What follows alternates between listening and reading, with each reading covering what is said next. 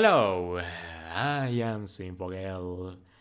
Alright, we got a new Datamine with 4 new sync pairs and a couple new grids. Fun stuff, but nothing too extraordinary. I don't have a whole lot to say here, so let's just jump right into it. I want to start this with the new grids because I think they will have more metagame relevance. First off, we have Leaf and Eevee, the final 5-star OG gacha to have a sync grid unlocked. At long last, we are through them all. And at base, without the grid, Leaf is already one of my preferred units for more defensive playstyles. I love using her for Legendary Arena, so she's got some great utility. Well, as a support, she has good tanking stats.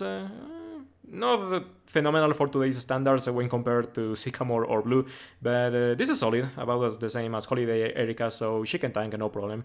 You got a 1-bar spam, Potion is broken, Iron Tail lets her do some unironically good damage because it's got a very high base power, and your trainer move refills the move gauge and raises your attack by a couple of stages. This is somewhat irrelevant, and the sync move is what makes Leave the unit she is. When you sync, you don't deal damage. Instead, you raise the stats for the entire party by a couple of stages, everything except for evasion. And what's funny here is that accuracy was actually an afterthought from DNA. This was a mistake from their part because Extreme Evo Boost was supposed to work like the main games, and it doesn't raise accuracy, but they left accuracy in the description and then they had to correct it and then just let Eevee have the accuracy buff. And this is very important because this actually gives a lot of Eevee its utility because it can fix partners like Chris on more extreme circumstances, Lance or more practical scenarios, Hyper Beam users, people like that. So the accuracy buff is actually huge because at +2 accuracy you also have a perfect hit rate for Iron Tail. So you can also fix your own moves with this. And it also pairs well with the 6-star EX buff because you want to be syncing with Leaf to keep gaining defensive buffs. And what's important here is that you are also omni-buffing. You can buff both defensive spectrums, both offensive spectrums. You can raise speed to also give you gauge. It's really good. I really enjoy that. Although there is a downside that you have to use this 3 times for all your buffs if you want the maximum defenses. So it drags on and it makes for slower encounters. But if you have a more defensive playstyle, I think you will really enjoy using Leaf and Eevee.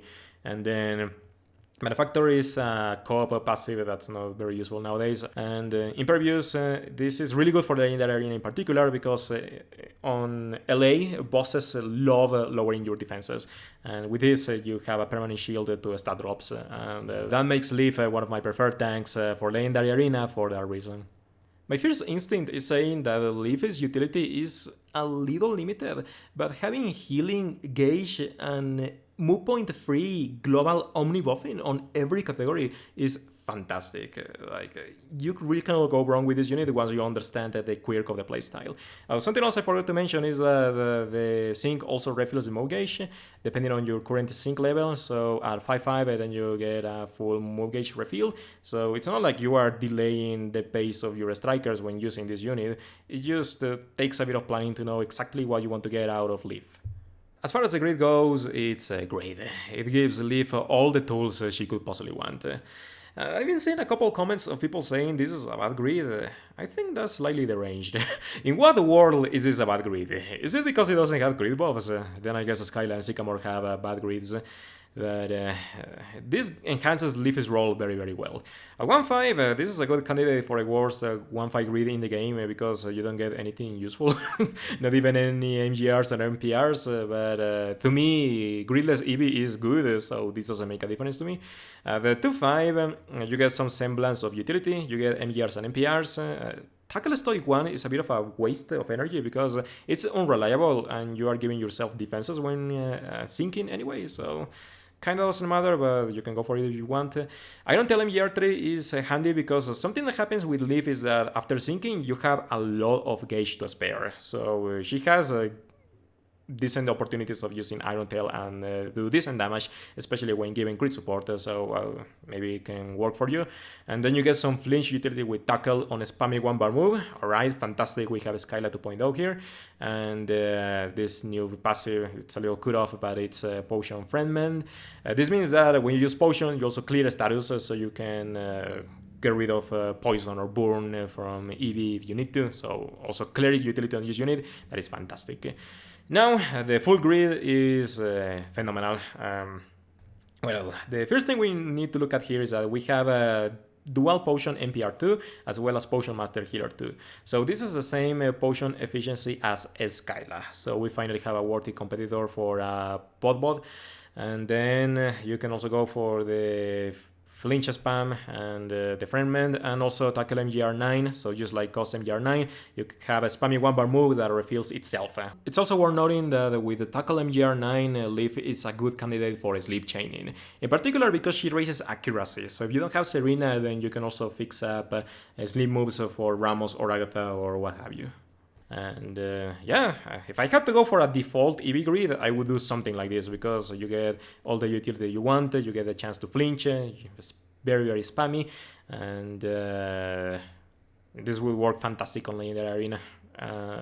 Now, looking at the rest of the utility, very miscellaneous, we have the double NPR for a trainer move. So this kind of works like Rosa, who has the double NPR on the move gauge refill.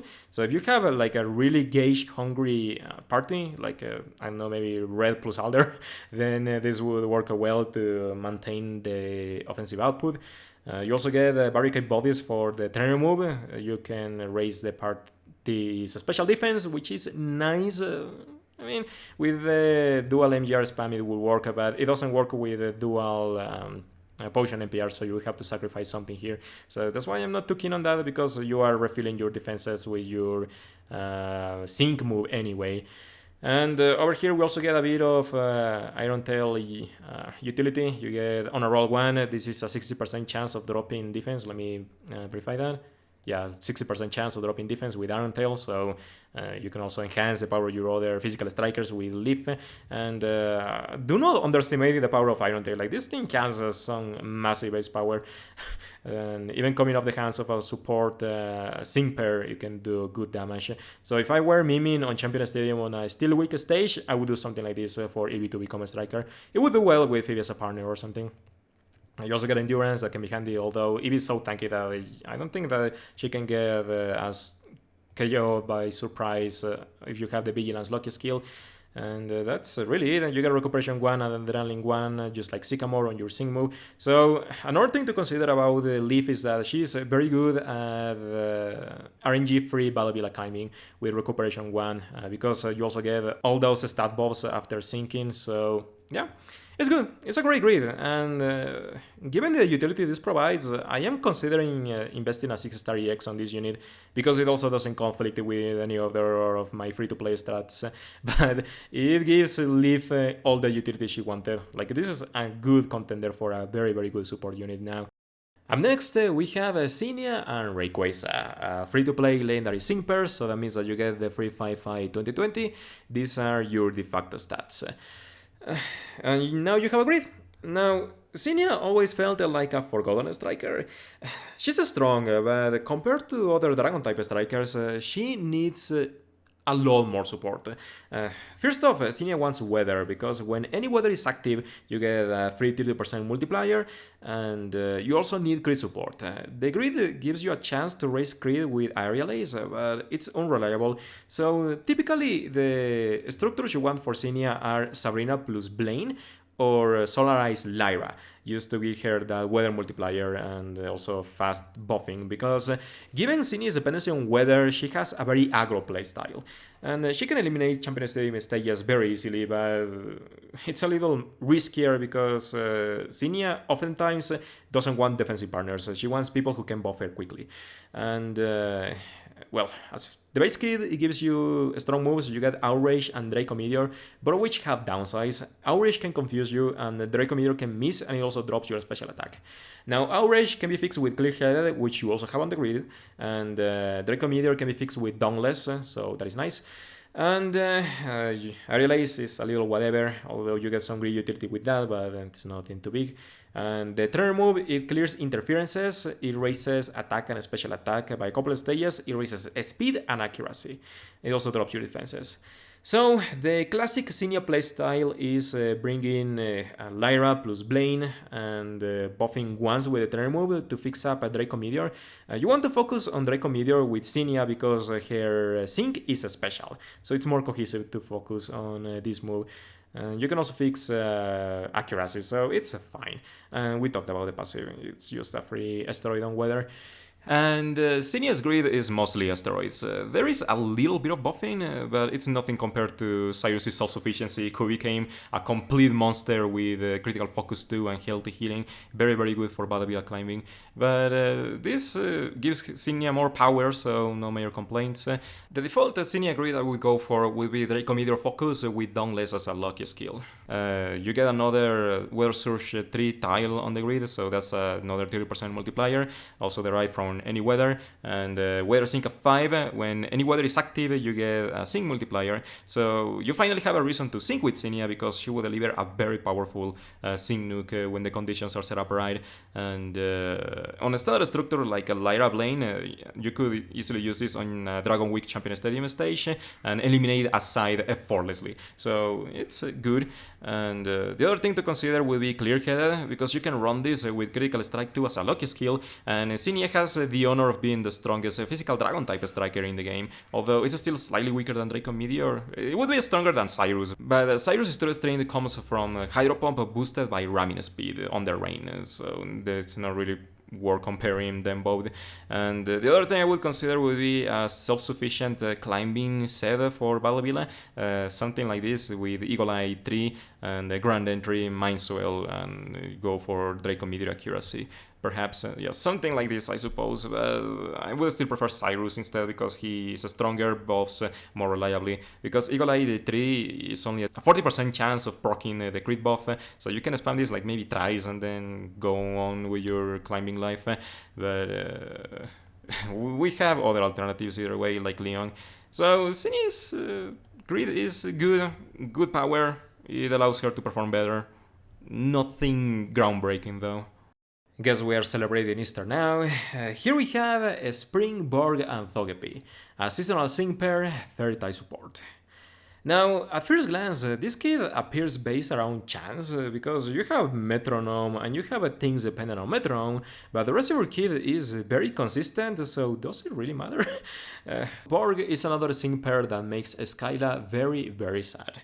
This guy has the support trifecta. You can maximize crit for the entire party, you have Potion, this is broken, and you can also raise both offensive spectrums, both defensive spectrums, and accuracy?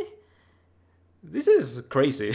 This is an excellent kid. I would pull this without hesitation. The stats are good, you have this in bulk, about the same as Eevee, so you can tank if you want. And the most intriguing part is for sure a Metronome, because the description is vague and it leaves a lot open to interpretation. Breaking news! After recording this, absolutely Datamine the Metronome pool, and it turns out it has a limited array of options. There is 18 moves, one per type.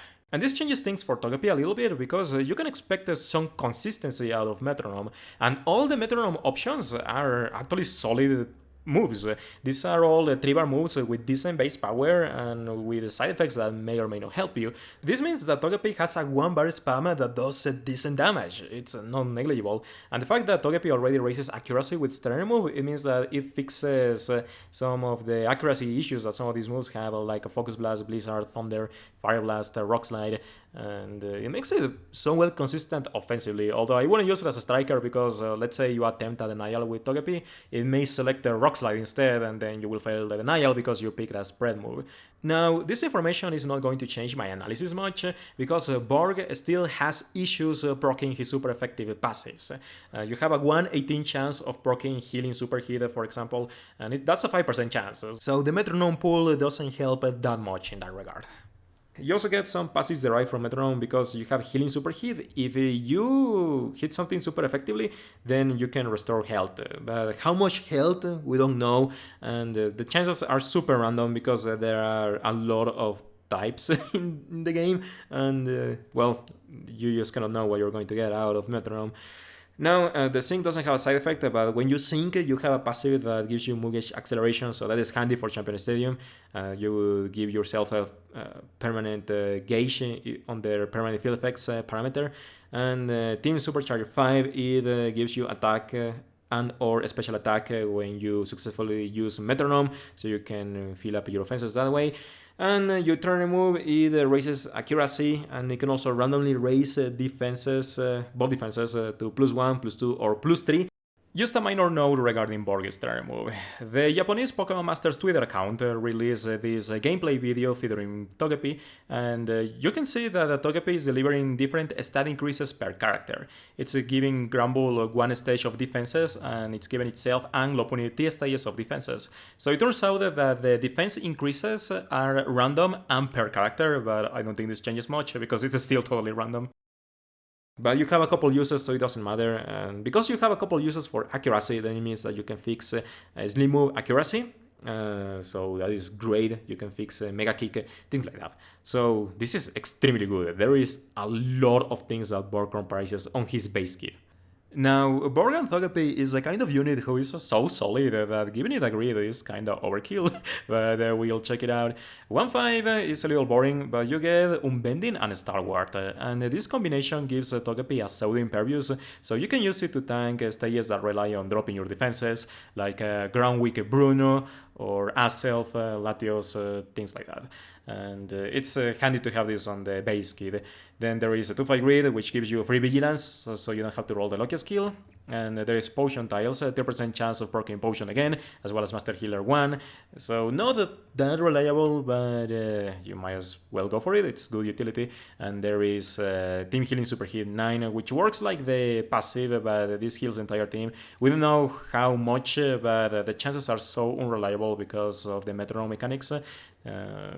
You go for it because you don't have better energy to spend it on, but that changes on the full grid because you gain another Master Healer 1 tile as well as Potion NPR 2, and at this point we have another unit that does Skyla's Potion efficiency just as well as her, so Skyla is rolling on her grave, but yeah, this is really good, a solid support, except that unlike Skyla you get crit buffs and you get accuracy support, so it's more offensively oriented.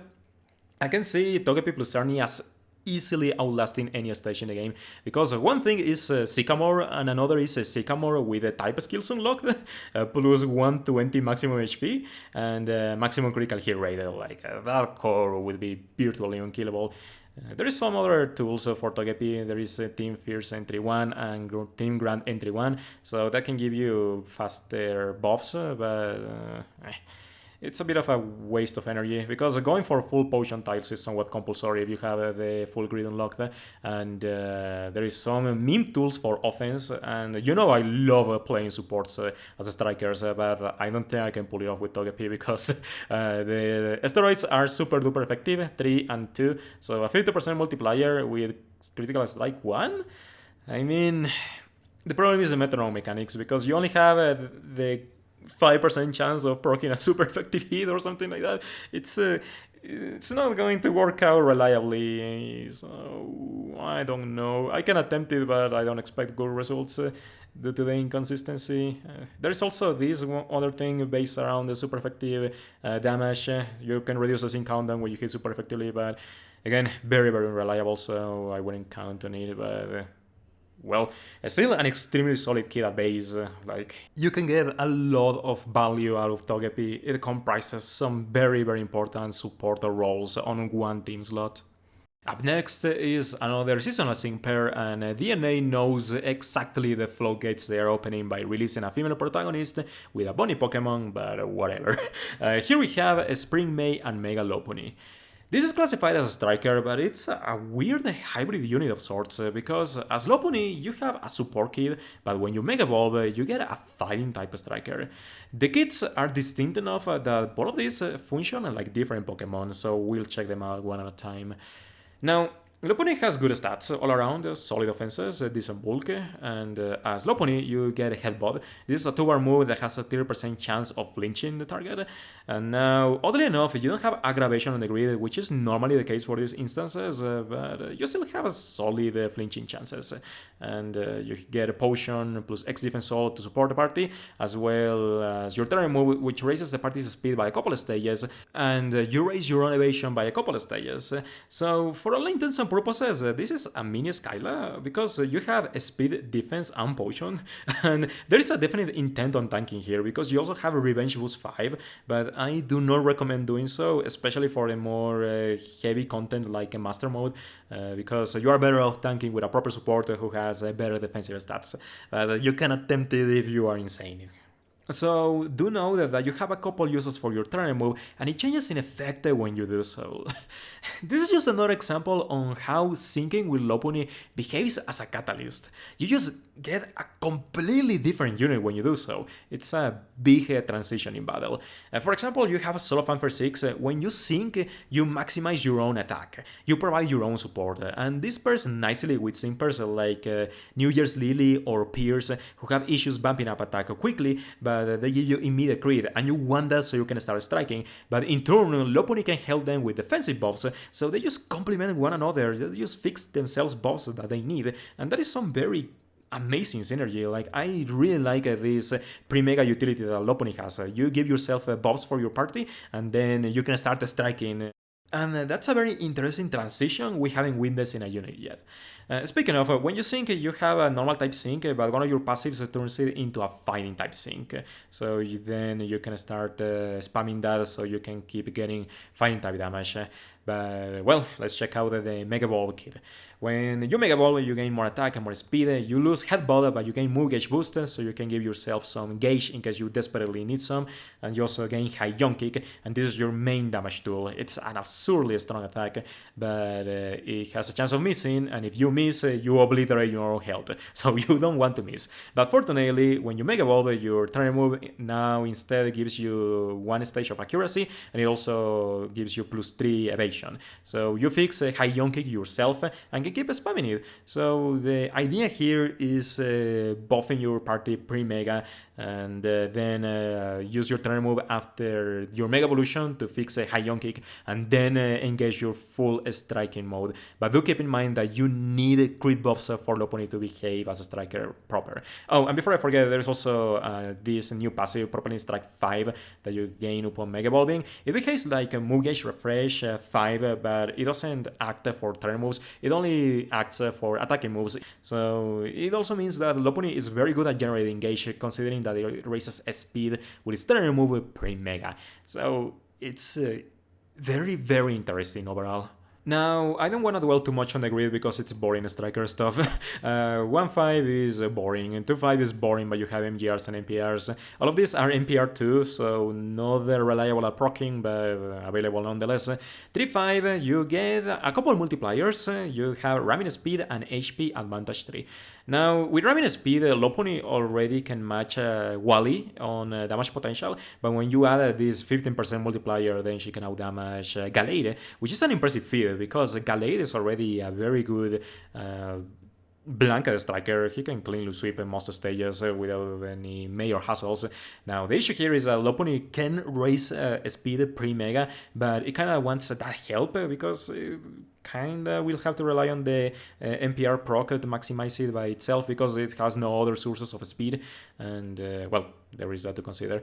There are no sync multipliers, so don't expect Lopunny to erase a row of enemies on Champion Stadium with the 6-star EX, but there is also a proper one. It has a chance of dropping the sync countdown, kind of like Propulsion one.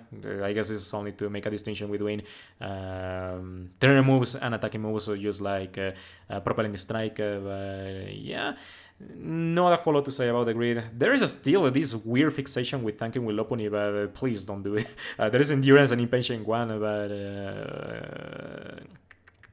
I don't think that will give you good results. Just go for the striking tiles and a little bit of sinking. I guess that's about everything that Lopunny can do with the maximum grid. So a little boring, but the base kit is very interesting for sure.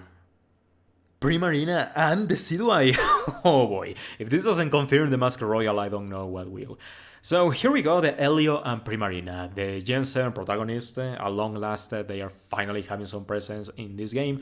And this guy is a water type support with X special defense all. So your first instinct might be, this is Misty all over again.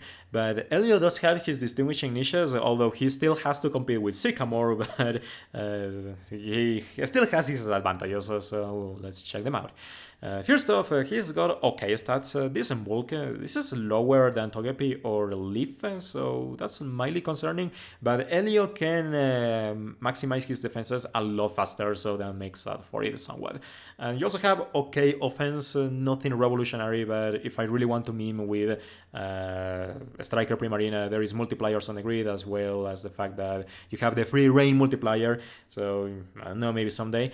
And well, then we got the moves. We have a Sparkling Area, which is a 3-bar move, AoE, and it's relatively strong, all things considered. In the main case, it's supposed to remove the Burn status, but I guess they didn't want you to benefit the enemy in some way. But well, then there is Sing. This is a 1-bar spam that can put the target to sleep with horrid accuracy issues.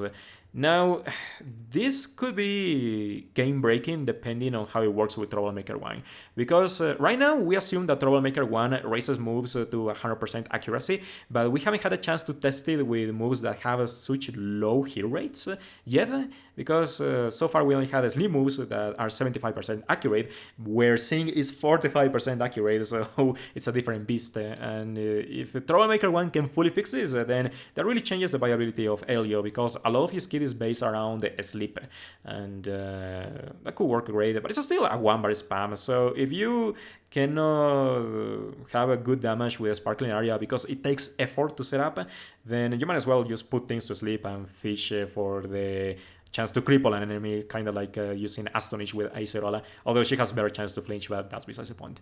So we gotta see. Troublemaker 1 could make this very, very good, depending. And then the turn move, it raises speed by 1 stage for a party, and it works like Candy's turn move, where you consume gauges to amplify the effect. So you can raise attack and special attack up to +4 if you fully consume gauges with this, so yeah, that can be nice, but it's only one use, so a little limited utility. The Sync doesn't do anything, and then we have the passives. First Aid 4 is fantastic for any tank to have, and then we have a Propelling Move 5.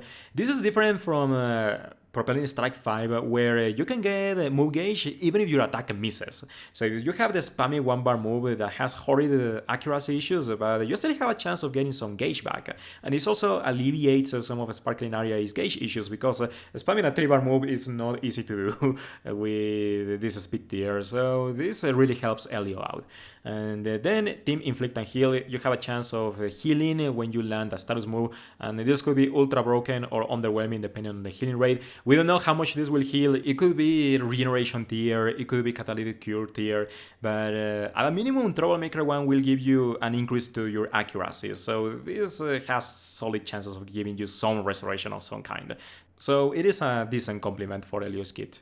As for the grid, it's somewhat underwhelming, so I don't even want to talk about it. The 1-5 only has Unbending, which is a cruel joke considering that you don't even raise your defenses. You need a Stoic 2 as a lucky skill to do so, and you are not a fantastic physical tank either way, so that's a strange choice.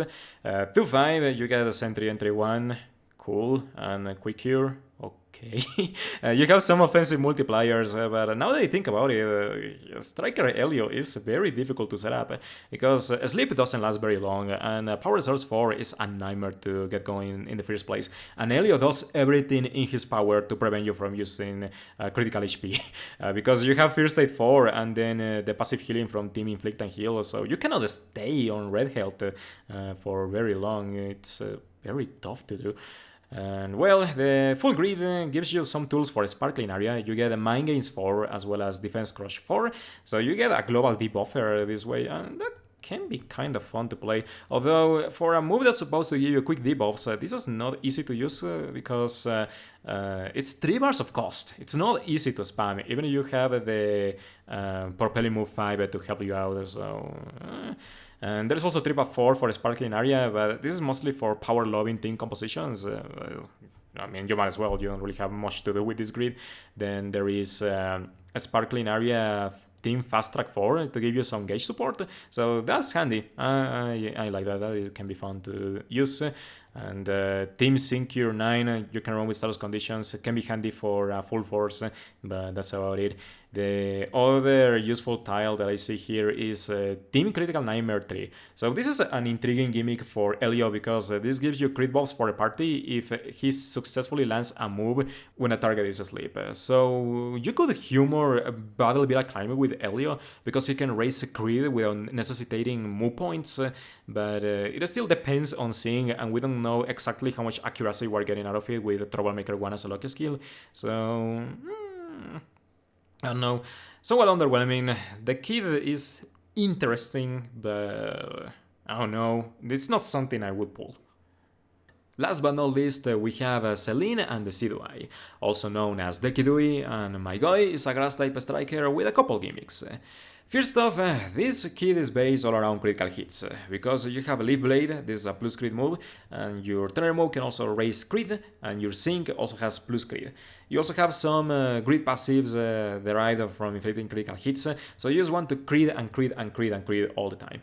And your next gimmick is a Spirit Shackle, which inflicts an interference, I guess? A new interference called Restrain, and we don't know how this works in this game, because in the main series games, Restrain prevents the enemy from switching out, which is worthless in Pokémon Masters, but maybe it does recoil damage like Trap, we don't know. But at a minimum, it's applying an effect that only Selene can take advantage of, because she derives a ton of multipliers from Restrain. For example, you have Hold Hostage 5, which raises your damage if the target is restrained. You have Hold and Hit 5, which gives you gauge if the target is restrained and you land an attack on them, and things like that. You just want to restrain them and then keep attacking them and abusing the multipliers. And instead of that, you are just your bog standard striker. You have good offenses, decent bulk, I guess, then you have X attack to raise your attack. Your trainer move is only one use, unfortunately, but it's kind of like an Egmont trainer move. You have a plus 2 defense, plus 2 special defense, plus 2 crit, and you can gradually heal yourself, regeneration. So yeah, one use, but you get a lot of potency out of it. And with this, you can also guarantee critical hit for Leaf Blade. And you don't really need crit support, but it would be appreciated just to maximize it for a Spirit Shackle either way. And yeah, it's decent, but one massive downside of Selene is that both Spirit Shackle and Leaf Blade are very low base power. This is 5-5, and you are not surpassing the 100 BP mark, so that is a little concerning. And there is also the final passive, Critical Speed 5. If you crit, then you gain more speed, which is handy because you also have passives like Inertia on the grid, so yeah. Selene is an okay striker that needs self-inflicted multipliers to function, and that is one qualm I have with this kid, because on 3v9 contexts, what I like to do is having a partner apply an interference for me ahead of time, so it doesn't disrupt my denials, but for Selene, it's a little harder to do so because only she can restrain targets, but that is not that big of an issue on things like Champion Stadium, so it's a little whatever, but just something I wanted to touch on because it does bother me. As a striker, Selene has a cookie-cutter grid with asteroids, nothing new, but it definitely gets the job done. So at 1-5, you don't have anything useful, it's boring. 2-5, you actually get a good multiplier. What is happening? You get Inertia, and this is a really good and consistent multiplier, especially because Selene can somewhat reliably raise speed by herself, although it's a slow ramping, so I would use Skyla or Hilbert to hasten the process, but it's a good multiplier to have. And Selene makes for a good candidate for 6-star EX potential, because the full grid, you get more sync multipliers, and do remember that Selene has reliable crits on her sync. So, just like Cyrus, she can always reliably land crits when syncing.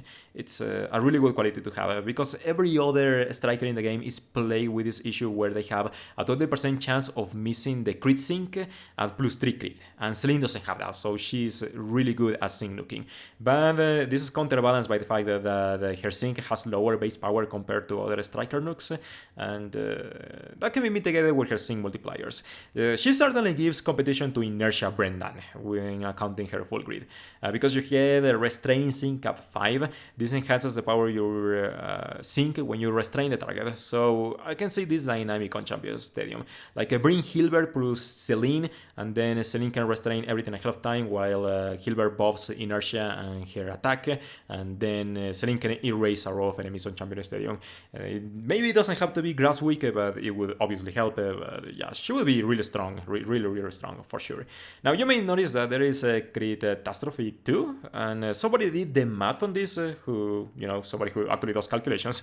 I can't, so I just choose to believe them. But it turns out that this tile is worse than going for another sinking tile. So if you try to go for everything, you may notice that you don't have enough energy, so you have to sacrifice something. And going for catastrophe is worse than going for a sinking tile. But this is also good because it means that you can go for more utility.